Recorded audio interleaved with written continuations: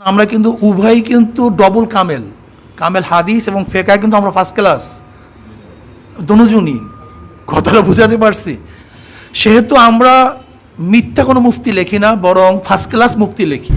অনেক প্রশ্ন এসেছে, প্রস্তাব এসেছে, এর মধ্যে কিছু ব্যক্তিগত প্রশ্ন এসেছে।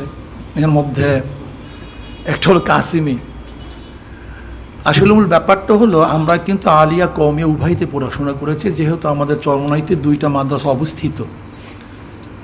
হাটাজারিতেও পড়েছি আমরা যাত্রাবাড়িতে।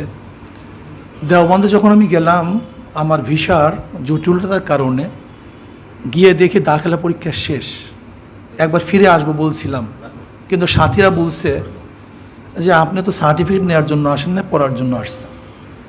এর জন্য আমি 1 বছরে 1টা ঘন্টাও সাইদ আহমদ পালন করি, দামাত বরকাতুহুর 1টা ঘন্টাও আমি মিস করিনি। সেখানে সব সময় পড়াশোনার মধ্যে লিপ্ত থাকতাম। লেকিন সময়ের কারণে, জটিলতার কারণে দাখিলা পরীক্ষা দিতে পারিনি। এর জন্য আমি কোনোদিন কাসিমে লেখিও নেই। কেউ হয়তো বা কাসিমে বলে, যারা সাথী ছিল তারা, আমি উৎসাহিতও করি নাই, নিষেধও করি নাই।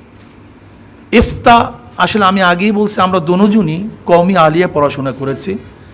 যেহেতু আমরা রাজনীতি করি, যেখানে সার্টিফিকেট নেই এমন পড়া দিয়ে কিন্তু আমাদের অনেক সময় অসুবিধা হয়।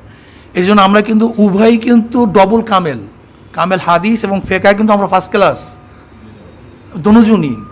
কথাটা বুঝাতে পারছি?